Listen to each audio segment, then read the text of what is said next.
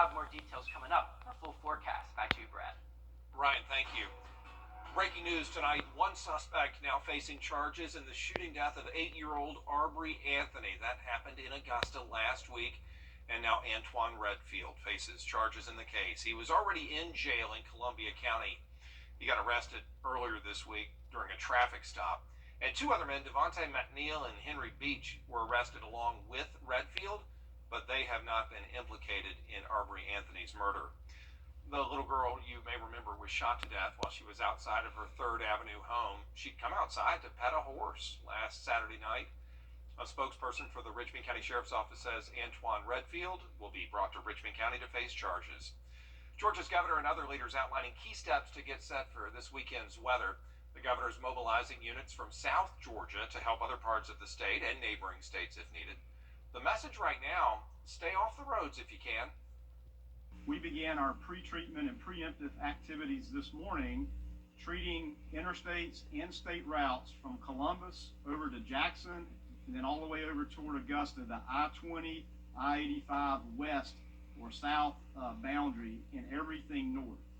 It takes about 18 hours to pre-treat all of these roadways, bridges, and overpasses. The governor says if you're heading to Athens for the Bulldogs celebration tomorrow, get back as quickly as you can after the festivities, or just plan to stay in Athens until Monday. Crews are not taking any chances this weekend. Brine trucks were sent all over the area today to get the roads ready for the weather. News Channel 6's Chloe Salsameda has what you can expect. Major roadways like I-20 and Bobby Jones Expressway are being treated with brine. It's just the first step in making these roads safe ahead of the weekend. Crews are dumping thousands of pounds of brine into these tanks. It'll be mixed with water, so it can be spread on the roads to keep them from freezing. Crews are going to come back in here and refill, make sure all the interstate's done, and then go north on the main priority routes above I-20. Brine is just the first treatment. Crews will directly apply salt to the roads right before the storm arrives. We'll come back with more of the harder materials to make sure the snow or ice, if it comes, doesn't become an issue. If you see a salt or brine truck on the road, make sure you slow down and give them enough room so they can safely treat the roads. In Augusta, Chloe Salsameda, Wjbf, News Channel 6. And remember, it is a good idea to have some basic supplies on hand. The Augusta Fire Department recommends you begin planning to take precautions well ahead of the wintry weather. They recommend you have at least 3 days of supplies at home. Listen to this man we met today and gave us kind of an insight into his preparation. Pretty impressive.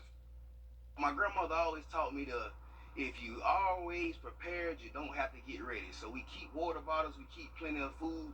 We probably can go about a whole year without going to the grocery store. You should also plan to be home Saturday night through Sunday. If you have to go out, give yourself extra time to drive at a slower speed. The city of Augusta is once again designating May Park in Augusta, Smith Casino, from 10 in the morning until 2 p.m. Go down there if you need a job. If you feel like somebody is watching you or tracking your every move, you may be right. A local woman talking to us about her concerns with Apple AirTags.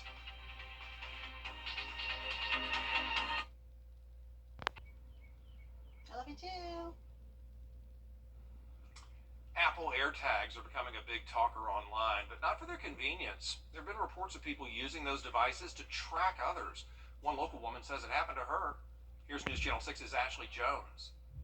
It was literally everywhere I stopped that day. Leslie Anderson lives in Evans. She believes that someone was using an Apple AirTag to track her or one of her family members.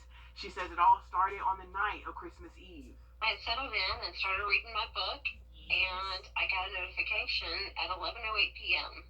that said an unknown device has been detected, and it sent me a screenshot. She said initially she thought it was a pop-up ad from the app she was using to read her book from. But after looking closer, she saw these tiny red dots.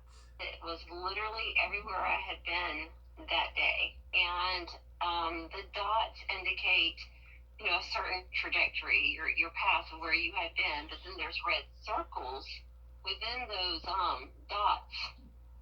And those represent everywhere you stopped for any given amount of time that day. Apple AirTags are generally used to track objects like luggage, keys, or other devices. They're about the size of a quarter, and Anderson believes one may have been stuck on her car. Feeling like, kind of freaking out. And I showed it to my husband, and we went out to the garage immediately and started looking around my car for it, and we could not find it. After that, she took it to a car wash, and since then, she hasn't received any other notifications. I called the Apple Care Support team after the holidays and said, hey, I got this notification. I just want to verify that it is or is not spam. And they're like, oh, no, it was definitely something was tracking you.